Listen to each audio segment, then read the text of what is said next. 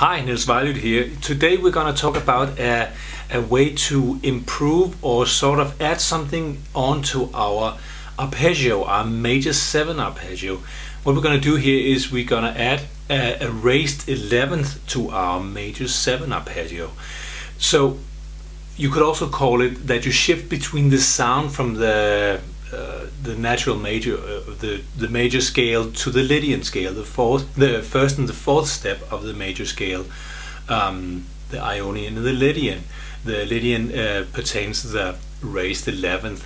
So what we want to do here, instead of playing a full scale over a few chords, what we're going to do instead is take a major 7 arpeggio, which also has a very particular sound, and then we're just going to add that raised 11th to the arpeggio, which really gives something an edge to this arpeggio. And the cool thing that we can use this for is we can sort of alter the sound of our arpeggio without having to think of a completely new scale. So this is a trick you can use whenever you're playing a major 7 arpeggio. You can add this little raised 11 and alter the sound in the middle of an improvisation situation without having to think about you need to change scales or you have to play over a certain chord or something like that. So if you just play over a major 7 chord or even a triad,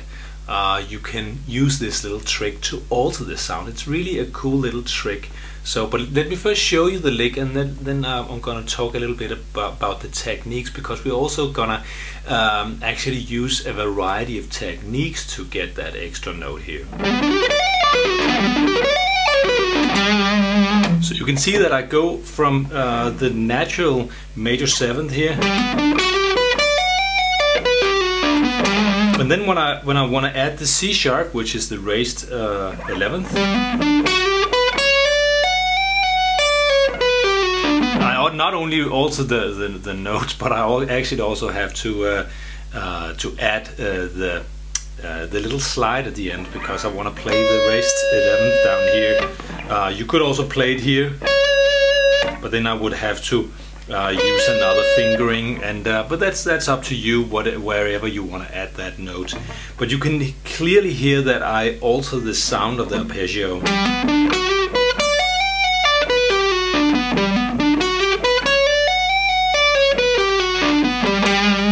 That's pretty sweet, I think, and you can, as I said, you can use that wherever you want without really having to think so much about that you have to wait for a major sharp 11 chord show up in a song. You can use this wherever you want and go from one sound to another. Obviously it will maybe not fit into very typical power metal or something like that, but it's definitely something that will fit into your shred vocabulary. But let me just show you exactly what I'm doing here with each of the techniques. Obviously I'm using a variety of sweep picking, hammer-ons or legato, and then some sliding as well. This is also a lick where you could with ease add tapping if you like. But let's take it from the top here. It's a G major 7. I start on the 10th fret on the A string, play a downstroke, hammer onto 14 with my little finger, then go into the D string, sorry, with my long finger 12th fret. Then I play a hammer on here on the G string with my index finger hammering on with my long finger. So I go from 11 to 12 here, and then I roll my long finger up to the 12th fret on the B string. And then when I go into the high E string and just play the regular major 7, I go into the 10th fret with my index finger, and then I play a couple of hammer-ons and pull-offs here. I play it as a downstroke because it's a sweep picking pattern in the picking hand. Then I hammer on to the 14th, 15th, and pull off again to 14 and 10. And then I play upstrokes here, using my long finger to roll over the B and G string 12th fret. Once I reach the G string, I pull off to 11 and go into the D string 12th fret with my long finger again, and then I play 14, 10 on the A string again. Then when I want to alter the sound to the sharp raised 11th, I play exactly the same thing here when I'm on the A, D, G and B string.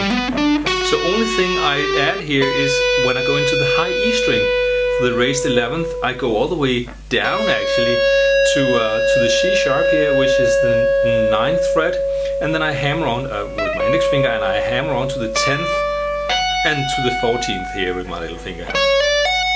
Once I hit the 14th here, you can see it's a bit of a stretch, but then I slide in here to the 15th fret and back again and pull off again. You could also tap that if you wanted to. That's up to you. I just like the little slide here with the little finger. So I pull off again, or after the sliding back to 14th, I pull off to 10, 9, and then I go all the way up here with my long finger again, rolling it over the B and G string, 12th fret, pulling off to 11 on the G, 12 on the D, and then 14 and 10 here on the A string. So try this out when you are playing your, if you're already playing major 7 arpeggios, then try adding alter the sound, add something to that already beautiful sound. I think I really enjoy the major 7 arpeggios. Let me just show you how the pick looks here.